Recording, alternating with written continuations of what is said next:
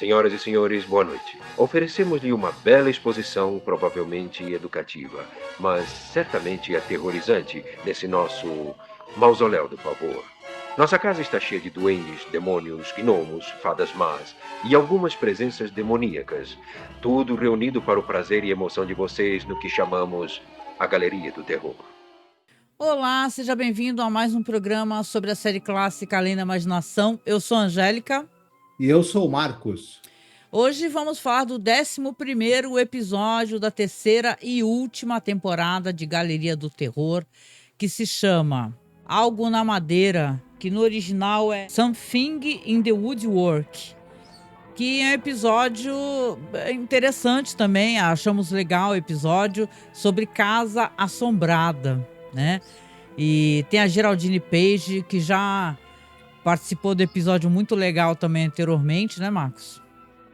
Sim, vale a pena a gente... Nós vamos falar um pouquinho mais da Geraldine Page já, mas vale a pena a gente destacar que ela já participou de outros 2 episódios, né, da série, em que ela faz personagens completamente diferentes um do outro, muito mesmo, e a gente pode ver, comparando Stop Killing Me,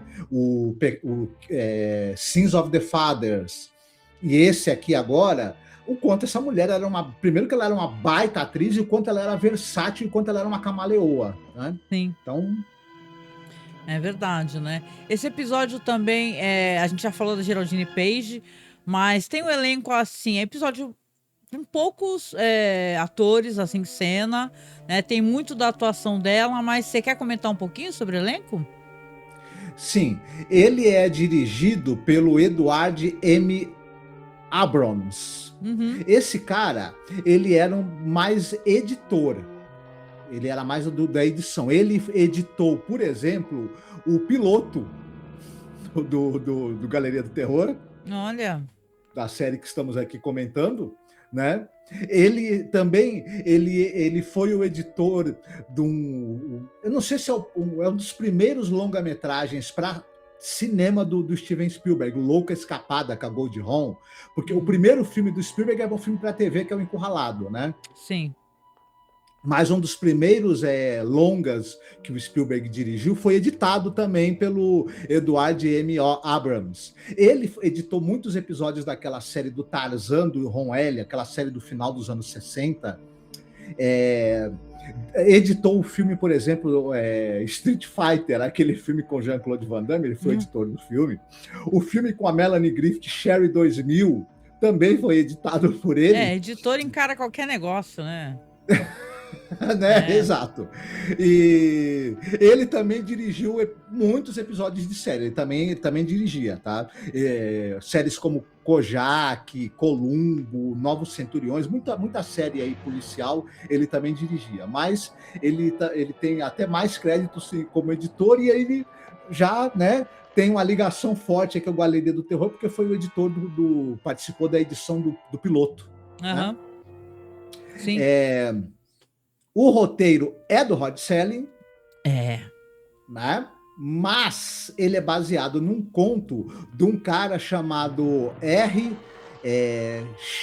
Não, pera um pouquinho.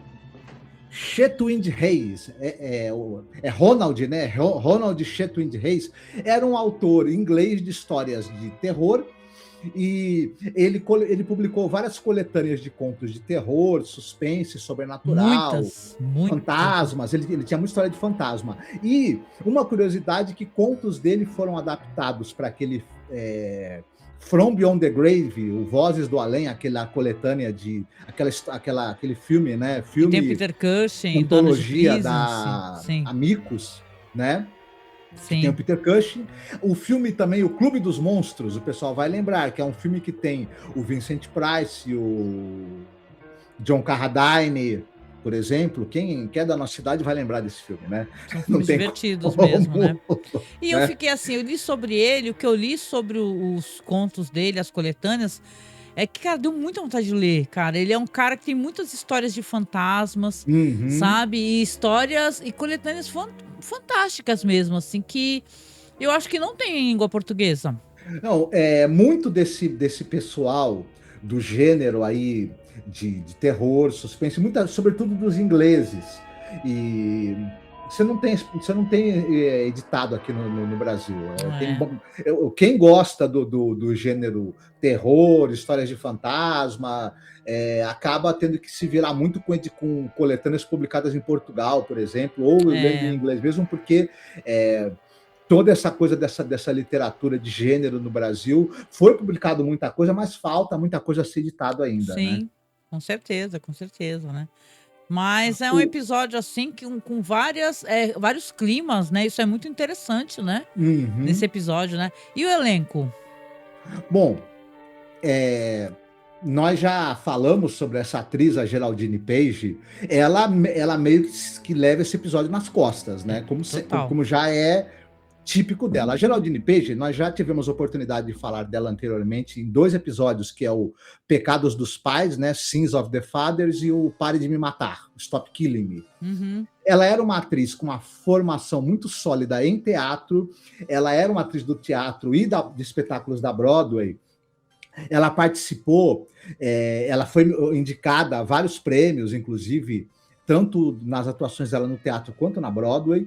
Ela participou ela participou da montagem do Doce Pássaro da Juventude.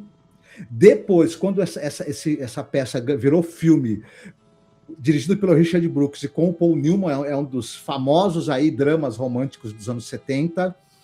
Ela participou da montagem também para teatro do Agnes de Deus. Depois, quando foi feito o filme, não foi com ela. E nós já citamos aí, entre as participações dela no cinema, O Estranho que Nós Amávamos, né? Lá com o Clint Eastwood, aquele famoso filme da Guerra da Secessão, que ele vai parar num internato de moças. A Geraldine Page é a diretora do internato. Ela está em filmes como Interiores, por exemplo, do Woody Allen, que ela contracena com a Diane Keaton. Eu acho que a gente não citou, mas nos anos 80 tem aquele filme muito bonito que é O Regresso para Bountiful, que ela contracena com Rebecca De Mornay, um filme que é um drama que fez muito sucesso nos anos 80, por exemplo.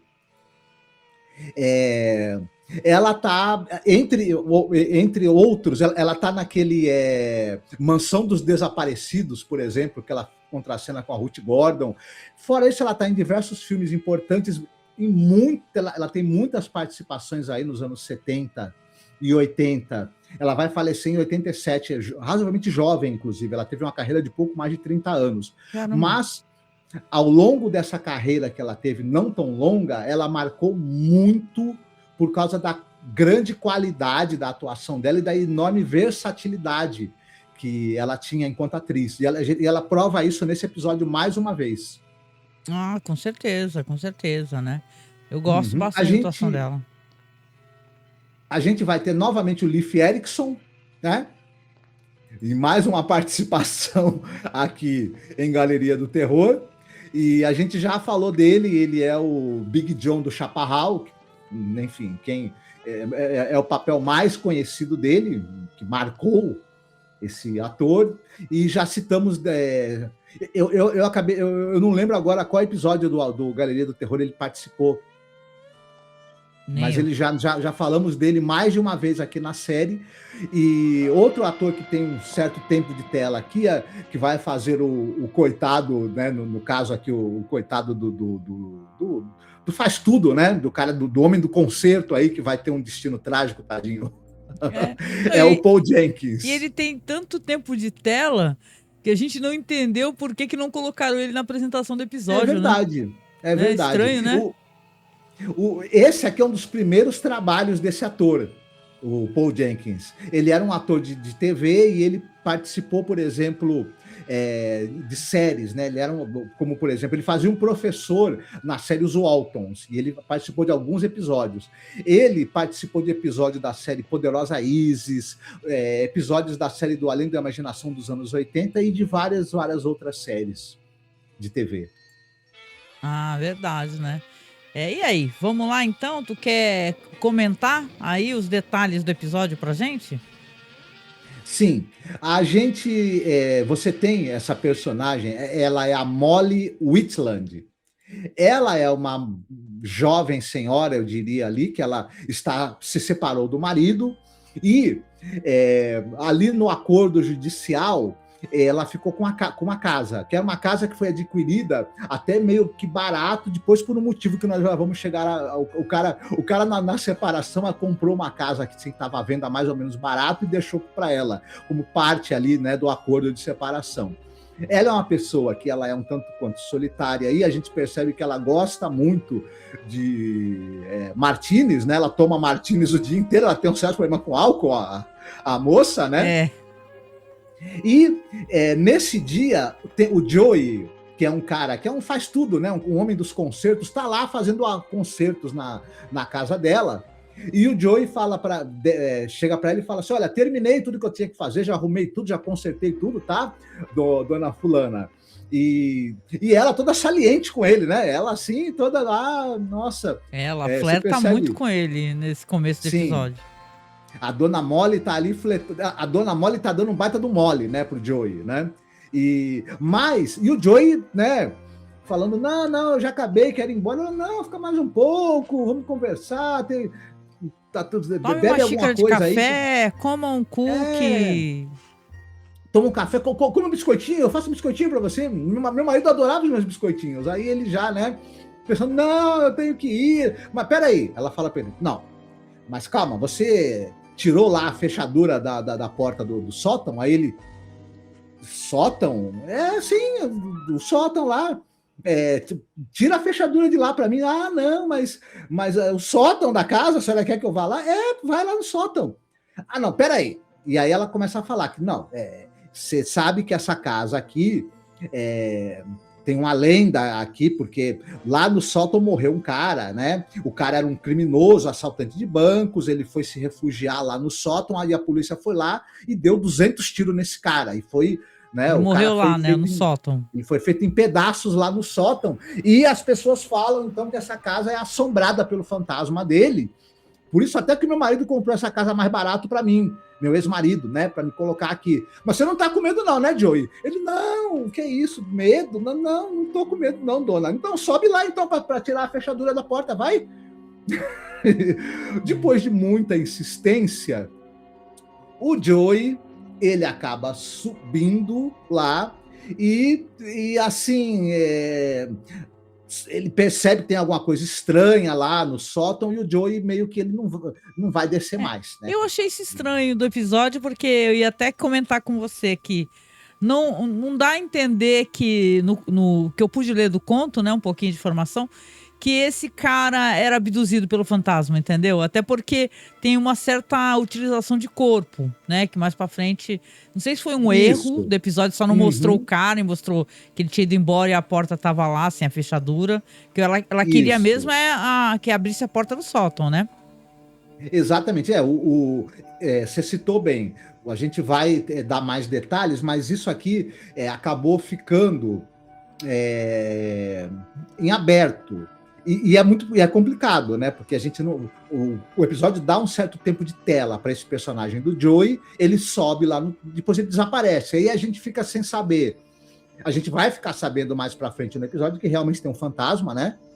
E aí. É mais do que isso, né? Eu acho que a cena é até bem construída pra caramba, porque ela tem todo esse primeira parte do episódio, que ela fica ali flertando com o cara, convence o cara a arrombar a fechadura. Aí ela tá arrumando uma mesa lá de jantar, né? Aparece o marido dela que tá com uma moça novinha, né? Não tem isso? Aparece o marido dela que tá com uma moça novinha. Casou de novo. Uma moça, nossa, sei lá, 20, 30 anos mais nova. Eu acho que 30 anos você tá sendo até generosa, eu também acho que eu tô sendo generosa. Não, aí ela falando pro cara no carro, né, a mocinha, né, por ex-marido dela. Ah, por que você vai lá visitar ela? Ela é uma bêbada. Ela fez você ter problema cardíaco. Essa mulher é uma peste, não sei o quê. A gente não consegue provocar problema cardíaco em ninguém, gente. Que provoca problema cardíaco são maus. Mas enfim. Não, é só para poder contextualizar a questão do fantasma. Porque, assim, você pega... Aí ele entra, porque ele meio que parece que ele tem uma sincera preocupação com essa mulher. Ela sendo uma peste ou não. Aí quando ele entra, vê a mesa toda posta, é aniversário dele, ela fala, eu tenho um presentinho pra você, meu amor. É um negócio pra você colocar seus medicamentos do coração. Seus remedinhos. É uma caixinha pra você guardar seus remedinhos do coração. Ai, que bonitinha. Ai, Viu? então... Olha, é uma relíquia, hein? Ela é bonita, né? É uma caixinha que não tem nem tampa, né? Uma caixinha podre. É estranha a caixinha. Né? Mas e tem toda essa... a maneira como ela se relaciona com essa questão do fantasma é muito fruto da bela atuação da Geraldine Page. Porque ela vai entrar... É um sótão cheio de teias de aranha, escuro, né? E ela vai falando e falando e falando, e demora para alguém responder. Mas na hora que a voz somente a voz, é uma voz estranha. É uma voz, vai embora daqui, me deixe em paz, né? Essa voz me deu... toda essa caracterização lá do sótão me deu sentimentos conflitantes, porque primeiro, eu achei que, por exemplo, o desenho de produção, eles colocaram teia de aranha demais, e aquela teia de aranha que é feita, que é fake, né?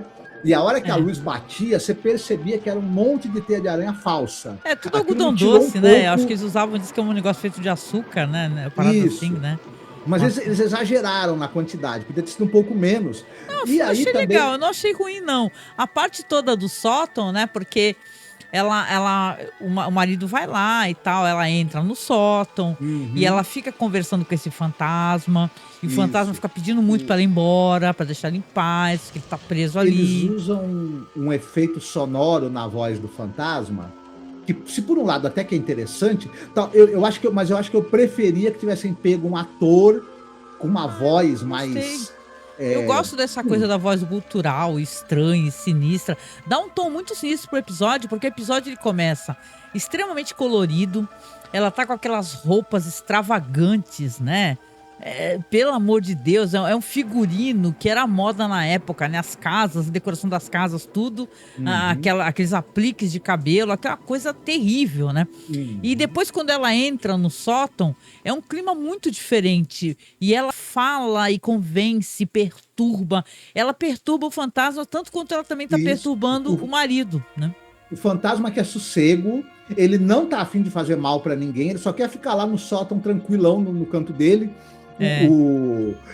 E agora, como a gente tinha comentado, a Geraldine Page, ela é uma baita de uma atriz. Ah, sim. E é interessante a quantidade de emoções e as sutilezas que tem nessa atuação dela. Ela, ao mesmo tempo, é aquela pessoa que parece...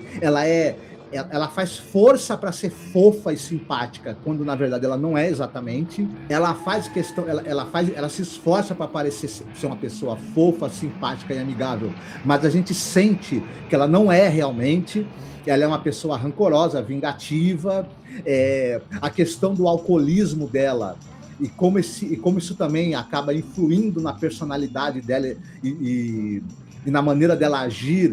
A atriz faz isso muito bem, coloca esse elemento ali de desestruturação da personalidade dela muito bem, e de uma maneira também que de certa maneira fica um tanto quanto engraçado também. Tem muita malemolência na maneira como a Geraldine Page constrói esse personagem. Ela ao mesmo tempo é vingativa, manipuladora, ao mesmo tempo ela finge uma certa fofura e simpatia que é para poder ser mais eficiente na hora de manipular quem ela quer. As expressões dela que vão daquele descontentamento, um certo ar vingativo no olhar na hora certa, uma falsa condescendência na hora certa, é muito bacana. Ela é uma Renata Sorrah, né, da novela lá, né? Tem aquela personagem famosa dela que bebia pra caramba, né, e tal, da novela brasileira, não lembro a novela, e tal, e é famoso, né? Mas é muito boa, assim, porque eu acho que prende muito a atenção do espectador, né? Porque não é uma coisa óbvia. Ela fica naquela teimosia com o fantasma, e o fantasma falando que não pode fazer nada, e fala que não tem corpo. E assim, claro, a história vai evoluir a partir daí, né? E o cara tem um momento que ele vai no dia seguinte lá, não sei porquê, tá cheio de leite na porta, né? Vários vidros de leite, porque eu acho que o leiteiro vai lá e deixa, né? E ele chega lá, a mulher já tava lá em cima conversando com o fantasma, né? Aí ela desce, fala com ele, o que você quer aqui? Ele leva o leite e fala, ó, você devia estar tomando isso aqui, do invés do que tu tá tomando aí, esse martini aí, né? Aí ela fala assim, você não manda em mim. Ela começa a falar que eu tenho amigo lá em cima, que ele sim me escuta. Aí ele começa a duvidar da sanidade dela, né? Exatamente, quando ela fala que ela tem um amigo, que o amigo mora lá no sótão, que o amigo assim escuta ela, dá atenção para ela e tudo mais, e ela com o copinho de martini na mão sempre, né? Inclusive me lembrou aquela famosa frase: não fossem as azeitonas dos seus martinis, morrerias de fome. É bem o caso dela, né? Ela praticamente só come as azeitonas dos martinis que ela toma o dia inteiro. Sim. E aí o marido lá, ele fala para ela assim, eu vou voltar mais tarde e vou trazer um médico, porque você está precisando se tratar, você não está bem, você está bebendo demais, enfim. E ele vai embora, mas prometendo voltar mais tarde com ajuda. O que ela aproveita para ir lá até o sótão para falar para o fantasma, olha... Você consegue machucar alguém? Eu preciso que você consiga tocar na pessoa e tal. Porque ela fala pro fantasma o seguinte, você vê como é que ela é, essa personagem, ela fala assim, você consegue ferir alguém? Eu quero que você mate alguém pra mim, fira alguém pra mim. O cara fala assim, não, eu não quero matar ninguém, quero ferir ninguém. O fantasma, literalmente, ele tem um momento que ele aparece até numa garrafa. Tem uns efeitos no episódio legais, tem um momento que aparece o rosto do fantasma, fica aparecendo numa garrafa, aí depois aparece no olho dela. Né? É um ator... É legal. Metade do rosto maquiado de branco e metade do rosto maquiado de E ela começa a pedir pro fantasma você consegue fazer isso, eu preciso que você faça isso. E ela fala pra ele, se você não fizer, eu vou tocar fogo nessa casa. E você vai ter que assombrar a calçada. Vai ficar onde, hein? Tu vai perder o lugar que tu tem pra ficar assombrando. Ela literalmente fala assim, eu vou tocar fogo em tudo aqui, tu vai ter que assombrar a calçada, falou? Tu vai, exatamente. Né? E aí o fantasma, diante, né, das ameaças dela, acaba tendo que ceder, né? Fazer o quê, né? Pois, fazer o quê? Mais tarde da noite, volta lá o marido dela volta, né? E ele fala para ela, olha, eu voltei, conversei com o médico, o doutor fulano de tal, então daqui a pouco ele vai chegar para ter uma consulta com ele, então vamos lá para a sala para gente ficar conversando, eu fazendo companhia para você.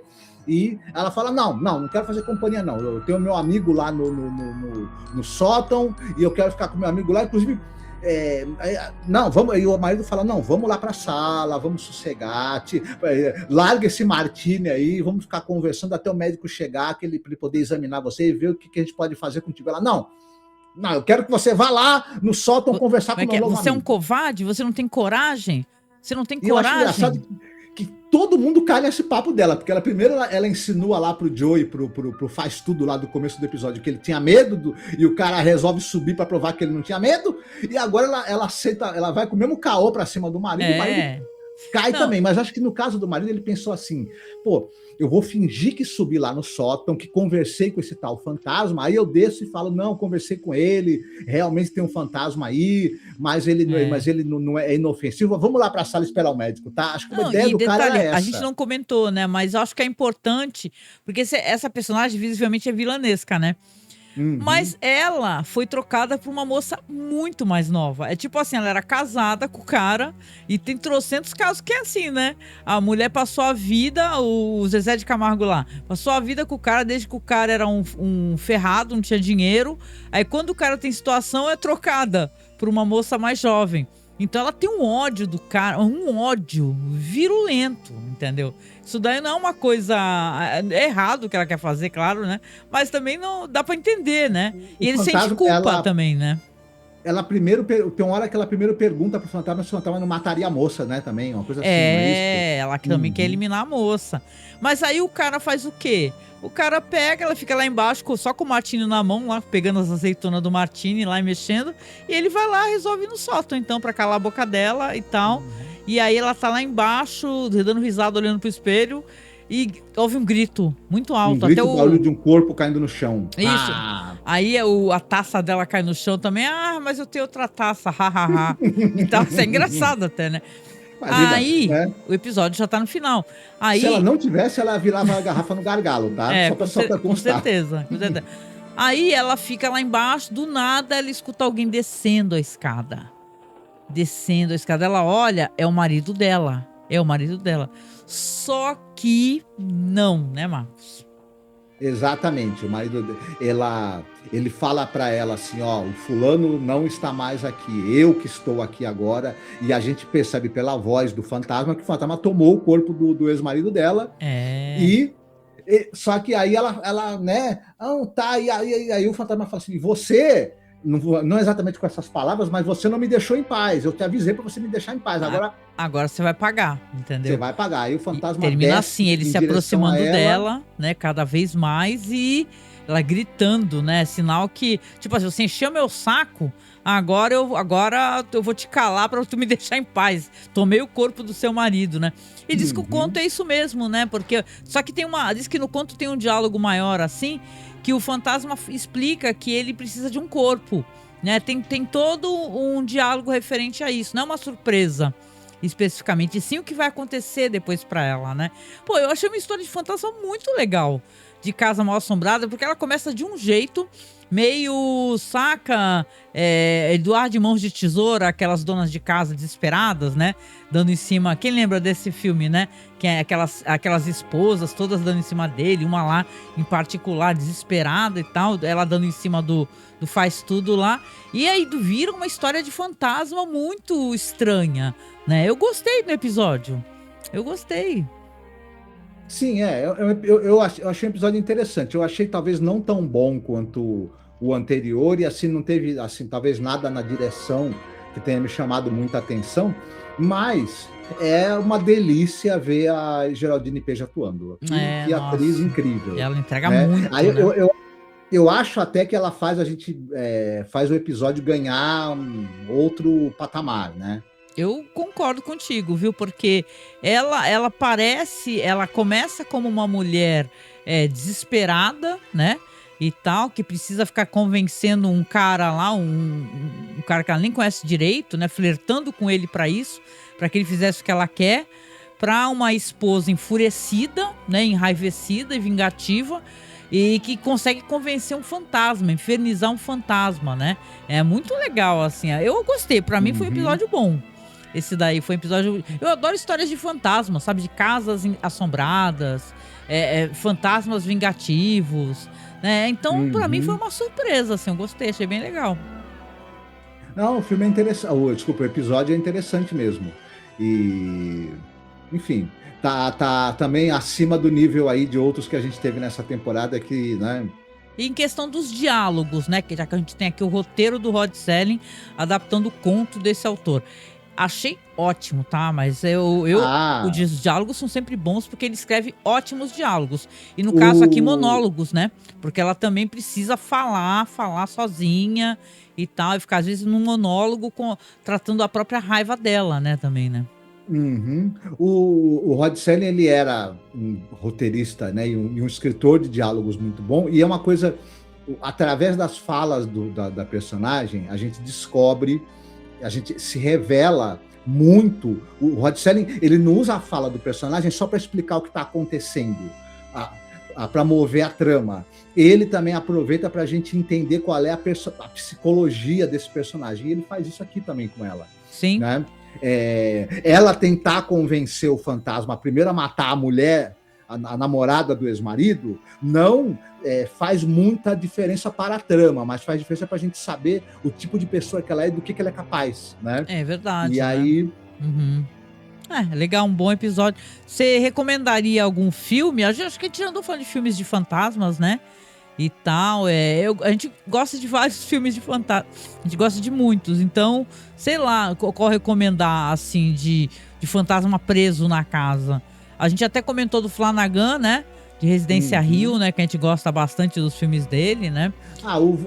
Essa coletânea da Amicus, Vozes do Além, o From Beyond the Grave, né? Essa antologia da Amicus, é uma boa detalhe sugestão que para o pessoal assistir, o From Beyond que the é Grave muito é legal. justamente baseado no Elemental e outras histórias, que é um conto de 74 do próprio autor aqui, o R. Chetwynd Hayes, né? O From Beyond the Grave é baseado num conto do mesmo escritor que foi baseado esse episódio, né? Então tá aí uma sugestão, né? Muito bom. As antologias da Amico sempre valem a pena. Aliás, a gente adora, sabe? Não sei se vocês conhecem, se vocês procuram assim, né? É normalmente para fãs de terror mesmo, né? Que ficam fazendo isso. Mas eu tenho até uma coisa de querer assistir todos os filmes possíveis da Amicus, né? De ficar procurando por produtora mesmo, né? Tu vai, tem o pessoal que procura muita coisa da Canon, né? Mas eu gosto da Amicus, né? Então, Hammer, claro, Amicus em segundo, Canon filmes depois. Mas caramba, como é legal, é tanta coisa boa, tanta coisa boa, tanta coisa divertida. E eu acho que esse episódio aqui, ele não me desagradou. Não me desagradou, foi um episódio de suspense legal, que eu acho que quem assistir também vai gostar. Vou ficar aqui esperando também a sua opinião, né? Pra você contar o que você achou do episódio, né, Marcos? Uhum, exatamente. Compartilhe suas impressões com a gente também. E a gente vai ficar contente em saber aí qual foi. E se você não assistiu ainda, aproveite. Né? Aproveite, porque a gente sempre coloca o link na descrição. Às vezes tem gente que, eu não sei se o pessoal não escuta o programa inteiro, ou sei lá, se pula essa parte, mas a gente sempre deixa o link para assistir online na descrição. Né? Sempre, até de The Twilight Zone, você consegue encontrar todos. Então é só você abrir a descrição, apertar o mais aqui, a caixinha de descrição, e colocar, e você vai ver, assista online legendado aqui, entendeu? A gente postou todos os episódios no nosso canal do OkRu. No YouTube, gente, eu sei que tem muito canal, né? E a gente às vezes até sofre um pouquinho com isso, tá? Do pessoal escutar, achar o podcast e achar que é o filme, né? Tem muito disso, né? Muita gente que eu acho que não tem... A gente não pode tirar o conhecimento das pessoas pelo nosso, né? Mas tem muita gente que acha, por algum motivo, que quando chega no podcast, mesmo estando escrito que é um podcast, que é o filme. Que vai assistir o filme, por algum motivo, não sei porquê, né? Porque está escrito podcast, mas a pessoa pode não saber o que é podcast, né? Que é um debate sobre o filme. Mas a gente, apesar disso, ainda coloca na descrição normalmente o link para poder assistir do que a gente trata. A gente tem esse cuidado de colocar, né? Então, aqui nesses episódios de galeria é a mesma coisa. Se abrindo lá, você consegue assistir normalmente, né? Com isso, a gente vai finalizando aqui mais um episódio, né? Que foi legal. Estamos chegando, né? Devagarinho na reta final, né? Eu acho que são 15 episódios nessa temporada, nessa última. Lembrando que a gente, no final, vai fazer uma live, então, com os 20 episódios favoritos de todas as temporadas, as 3. Né, como a gente fez com The Twilight Zone. Aí a gente vai, né, tentar encontrar aqui, né, pensar, pesquisar o que a gente gostou mais, porque como são segmentos, né, então a gente vai tentar escolher até talvez por segmentos, né, segmento favorito, né, e por aí vai, né. Mas fica aqui então a recomendação para vocês, de vocês escutarem os outros podcasts, porque a gente gravou desde a primeira temporada, a gente então tem todos os podcasts aqui no YouTube, também no nosso feed, né, pelo Spotify. Você procura Cineclube da Masmorra ou Além da Imaginação Podcast, ou vai no nosso site, masmorracine.wordpress.com. Você consegue, lá no sidebar, você vai encontrar um link direto para ir pro canal do OkRu, onde tem os episódios online, e também tem os podcasts. Então é uma coisa que a gente sempre faz no começo do ano, independente dos nossos trabalhos sobre cinema, né, os nossos podcasts sobre cinema, as nossas pesquisas cinematográficas, né. Fica aqui a recomendação, sempre de você dar um pulo lá no nosso site, tá? No mais, a gente pede sempre apoio, por favor, nos apoie financeiramente. Tem o nosso Pix aí que tá na tela agora. Você pode apoiar também via Apoia-se. Esses 2 QR Codes que estão em tela aí, o vermelhinho é LivePix GG, que você pode mandar áudio pra gente, tá? A gente vai tocar o seu áudio nos podcasts, então, se você mandar o áudio, é uma pequena contribuição, acho que é R$5. Você manda áudio pra gente escolhendo uma voz, é uma brincadeira bem legal que a gente quer que vocês compartilhem dessa brincadeira com a gente. E do outro lado também tem a Amazon, né? Basta você escanear com QR Code, comprar pelo link, que a gente, pela indicação, recebe também uma graninha da Amazon, tá certo? Um beijo muito grande. Logo mais estamos de volta aí com mais um podcast. Fiquem muito bem. Até lá. Fiquem bem.